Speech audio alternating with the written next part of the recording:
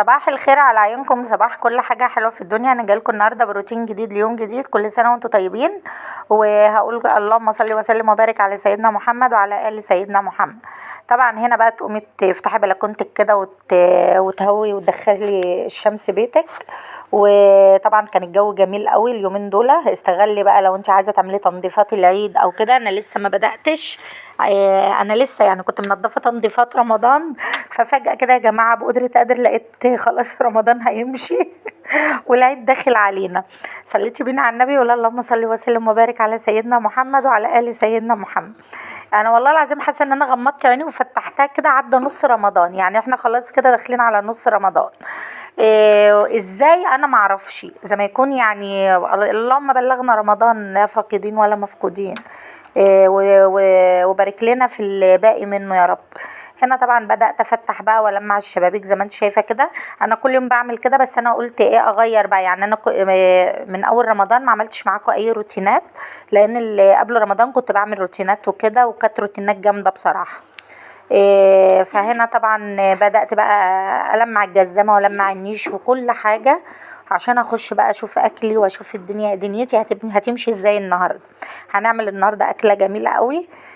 طبعا ما بعملهاش الا في رمضان مره واحده. لازم يعني تغيير كده، ده 30 يوم لازم كل يوم نعمل اكله مختلفه. الاكله اللي نجحت معايا السنه دي وممكن تتكرر كذا مره، اللي هي اللي انا عملت اكل انا عملت اكل كتير انا بخرف. هنا طبعا بفتح بقى الشبابيك زي ما انتوا شايفين كده، وببتدي بقى ادخل الشمس بيتي كده واهوي الدنيا. وكنت مطلعه حاجه البطاطين والحاجه علشان ايه. بقالي فتره يعني ما طلعتش مخدات ولا حاجه. خلصت شقتي بقى من بره، دخلت بقى على المطبخ اخر حاجه. قلت ايه اعمل زبادي. والله عيالي حتى مغلبيني ما بياكلوهوش، على ما انه جميل وكل حاجه، بس مش عارفه فيه ايه. هنا طبعا بقى الزبادي يا جماعه لو انت عايزاه يمسك معاكي ويربط وما يسيبش منك، حطي. انا ده كيلو لبن جاموسي بقى، يعني جاموسي لبن حليب يعني، عشان في ناس في دول عربيه بيقولوا ايه اللبن ده. عندهم بيسموه رايب او حليب. الحليب يعني اللي هو بيتشرب، لكن الرايب اللي هو زي الزبادي وكده. طبعا بحط عليه هنا معلقه نشا عشان يربطهولي، وببتدي ادوبها قوي فيه واحطه على النار.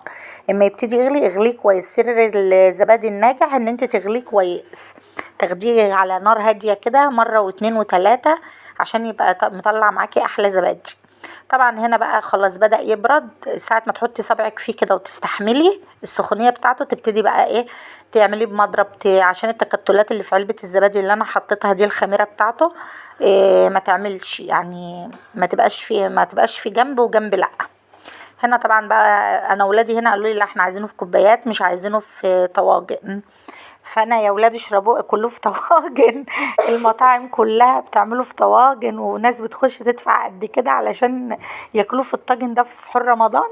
مرضوش، هم عايزينه في كوبايات، وكوبايات تكون زقنطاطه كمان. هنا طبعا بقى بدأت هنا بقى احطه. بعد ما حطيته هنا في الكوبايات، رجعت نزلته في الطواجن بتاخد اقل. يعني انا قلت هنا الكوبايه كبيره، وانا ما كانش عندي كوبايات صغننه الا الكوبايتين دول. قلت لا هيسيبوه برضو في ارابيزي، وانا اللي هضطر اكل ورا كل واحد حاجه.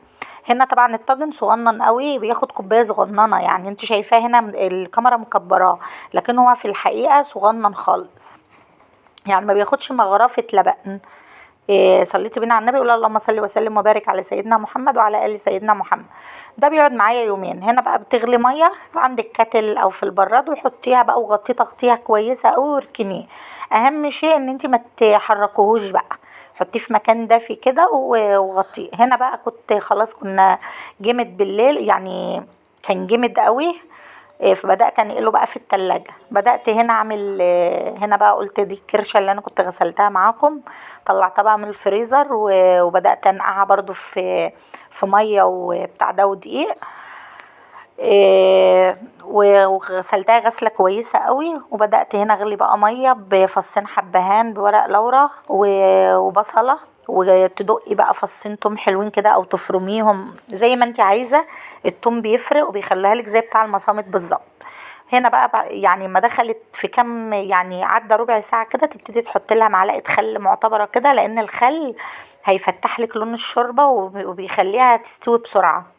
عندك كوارع اي حاجة، يعني كوارع ما بتستويش او بتاع ده كرشة، تحط لها على طول خل. الخل بيبيض الشوربة، بيخليها بيمنع الزفارة، وفي نفس الوقت بيسويها لك بسرعة. قلت بقى على ما تستوي هنا عملت بتاع ده، جبت برضو فصين توم وفرمتهم. كانت الكبة عندي بايظة، فانا دقيتهم في الجرن او في الهون، وحطيت عليهم معلقة سمنة، وبدأت ايه لما اصفروا كده نزلت عليهم بطماطم. اعمل بقى تسبيكة، انا عايزة اكل فتة بالتسبيكة يعني. وهنا تحطي بقى معلقة خل جميلة كده، وتسيبيها بقى مع نفسها لما تتسبك خالص. جبت هنا برضو بقيت كانوا هما 2 كيلو لبن، كيلو عملته للزبادي وكيلو عملته للصوبيا. خدت بقى الكيلو اللي انا الصوبيا اللي هي الصوبيا البودر. بدأت هنا عملتها ضربتها بالسكر، دي جميلة قوي. قلت اعمل مشروبات بقى ساقعة، احنا طبعا في رمضان ولازم السكريات دي لازم اهم شيء. تشرب يعني حاجة تبقى مرطبة كده بعد يوم طويل بقى من الشقة والصيام والتعب. خلاص حطيتها بقى في عملت الصبية، حطيتها في التلاجة. هنا قلت بقى اعمل حاجة حلوة، ما ينفع رمضان من غير حاجة حلوة؟ لا ما ينفعش. قلت اعمل حاجة بسيطة وسهلة برضو وسريعة. هنا عملت بقى القشطة الكدابة. بتجيبي كوباية اللبن، عليها معلقة نشا، معلقة دقيق، وتدوبهم كويس قوي، ومعلقة سكر، وذرة فانيليا. وتبتدي بقى ايه تعملها سايبة زي ما انت شايفاني كده. انا حطيتها في صينية علشان كنت عايزة اقطعها، بس هي بصراحة طلعت معايا سايبة. فانا قلت احسن، انا ما بحبهاش تبقى جامدة عشان ما تتحط في الجلاش ويبرد تبقى متكتلة كده، بتبقى مش حلوة. لكن لما بتبقى سايحة كده بتبقى جميلة جميلة جميلة. حاولي ان انت ما تخليش القشطة الكدابة دي تبقى ماسكة. انا عايزينها زي ما انت شايفاني كده عاملاها، والله العظيم كانت جميله. ولو انت مبتدئه في عمايل الجلاش جربي بطريقتي دي وبموفره. يعني ورقه الجلاش عملت لي شوفيها كميه جميله قوي، وولادي كانوا مبسوطين بيه. وبعدين ما بحاولش اعسل الجلاش عشان يتاكل. يعني انا في السكريات ما بحبش اكتر السكر قوي، علشان الحاجه ما تقعدش في قرابيز انا وانا مش هاكلها يعني. انا ما بحبش الحاجات المسكره قوي يعني. وهنا ولادي بيضطروا رايحين جايين عليها كده بياكلوا منها. فانا هنا قلت اعمل حشوتين، حشوه بالمكسرات وحشوه بالقشطه الكدابه دي. انا حطيت مع القشطه الكدابه يا جماعه بتاع ده معلقه سمنه بلدي. عندك زبده بلدي حطي، عندك قشطه بتبقى جميله. انا بوريكي يعني انها برضو بتفرق وبتديها طعم. هنا كنت بقى دي قشطه بقى بتاع ده زبده بقري سيحتها في الطاسه زي ما انت شايفه كده. وباخد ادهن بقى من جوه ومن بره عشان تبقى ايه الورقه معانا مورقه كده، الجلاش يبقى مورق. وتلفي لفه بسيطه خالص، وشكلها جديد وجميله، وفي نفس الوقت اللي بياخد واحده ما بيعيدش التانية والله العظيم هي كانت طعمه وجميله زي بتاع الحلواني بالظبط. والله مش بشكر في نفسي، بس هي بصراحة أنا هنا يعني جوزي مش بياكل أي حاجة. هو بصراحة ما بعمل الحاجة يعني، هو ملوش في الحلويات كمان اللي هي كده، بس لقيته رايح جاي بياكلها. على ما إنه كان بيحب الجلاش اللي بالمكسرات، ما بيحبش الجلاش اللي بالقشطة الكدابة. فهو بقى يقول اعمليه تاني، ان هو ايه القشطة فيه مش معسلة قوي، والشربات برضو يعني ما خليتهاش تشرب منه قوي. يعني ما جيت اسقي الجلاش مش شارب. فكان هو حابب ان هي يعني ايه عسلها مظبوط يعني. فهنا تدهني زي ما انت شايفه كده، وبتتلف معاكي بكل سهوله، وتلفيها كده ايه تلف الرول كده زي ما انت شايفه. قسمي الورقه نصين. في ناس بتسيب الورقه كامله، بس انا حسيت انها مكلكعه. حتى انا عملت واحده طلعت كبيره ومكلكعه كده. لكن لما بتقسمي الورقه نصين بالطول كده وتاخديها على مرتين بتبقى جميله.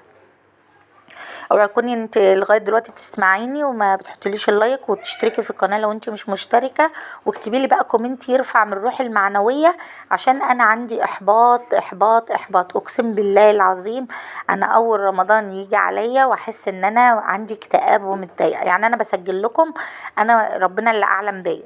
بس انا طبعا انا قلت بقى ده فيديو كنت راكناه وكده، فلا لازم انزل لكم بيه. والله وفي ناس لو حتى انا زمان قايله لكم حد واحد بس بيشوفني ده انا هقوم واسجل واعمل الفيديو عشانه. فانت لو مش شايفاني بتعب في الفيديو او حاجة براحتك يعني. هتشتركي برضو وهتحطي لي اللايك وتكتبي لي كومنت حلو. صليتي بينا على النبي، قول اللهم صل وسلم وبارك على سيدنا محمد وعلى ال سيدنا محمد. هنا طبعا بقى ببتدي بقى، كنت دهنه الصينيه من تحت، بدات بقى ادهن واحده واحده، تدهنيها قوي كده بالسمنه. بصي غرقيها بقى عشان تديكي لون جميل كده، وتحطها على الشبكه في النص، وتبتدي ما تديكي لون من تحت هي بيبان، تقومي جايه مديها على الشوايه من فوق بس لون بسيط. خلاص انا سبتها بقى تعيش مع نفسها. عندي عيش هنا، جبت حته سمنه بلدي وبدات احمره عشان الفته بقى، الفته. بموت انا في حاجه اسمها الفته دي. هنا بقى كنت غاسله الرز وكنت حاطاه في جنب، شايفين الجمال بقى. هي شكلها بتقولك انا جميله ومقرمش بقى، وكان مورق والله العظيم وجميل، ولا طرى ولا اي حاجه يعني، ما شاء الله. بصي الورقه عملت لي قد ايه يعني، تاكلي وتاكلي الجيران كمان. انا بحب اعمل الحاجه بالزياده يا جماعه، علشان طبعا بحب انا افرح حبايبي يعني بالحاجات الحلوه اللي انا بعملها بالذات في رمضان. هنا بوريك ان القشطه شوفي سايحه فيها مش متكتله، وحتى برضو اما سقع وبرد خالص كانت القشطه فيه جميله. هنا طبعا بقى كان خلاص داخلين على الاذان يعني، يعني كان فاضل يجي 10 دقايق او ربع ساعه على المغرب. كانت الكرشه استوت بقى، قطعتها تقطيعه حلوه، وبدات هنا جبت بصله وجبت فصين توم ودقه. دقه انا حطاها في الفريزر بالثوم، وبدات اشوح بقى الكرشه زي المصامت بالظبط، هما بيعملوها كده. وجبت خضرة بقى، وبصوا عشت بقى مع نفسي أكلة بسيطة وسهلة وما غبتش فيها. هي بصراحة مواعينها بتبقى كتير وبتبقى رخمة بس جميلة. هنا بقى جبت الطبق وحطيت بقى الرز الفتة بقى، بحط الرز الأول تحت، وبعدين بحط العيش في النص زي ما انت شايفة كده. في ناس بتسقي بقى شوربة العيش لا أنا بحبه ما يبقاش بايش كده في الشوربة، أنا بحبه يبقى فيه قرمشة بسيطة كده، ما يبقاش يعني الشوربه مغرقه. هنا كنت دي التوم اللي انا برضو كنت بشوح فيه. كانت بنتي هنا كنت انا عامله لها ربع فرخه، لان عندي بنتي هنا ما بتحبش الكرش، فكنت حمرتها زي ما انت شايفه كده، والتسبيكه، وشايفين المنظر جميل. وكان ده اكلنا النهارده. وكنت بقى هنا خلاص فطرنا، عملت بقى القهوه بتاعتي اللي انا بعملها، وهنا عملت شاي برضو اخضر باخده بعد الفطار. البراد البراد لخفني. هنا طبعا بقى وقعدت مع نفسي بقى، صليت وقعدت بقى، حطيت الحلويات وشربت القهوة. واشوفكم في فيديو جديد مع 1000 مليون سلامة. هتوحشوني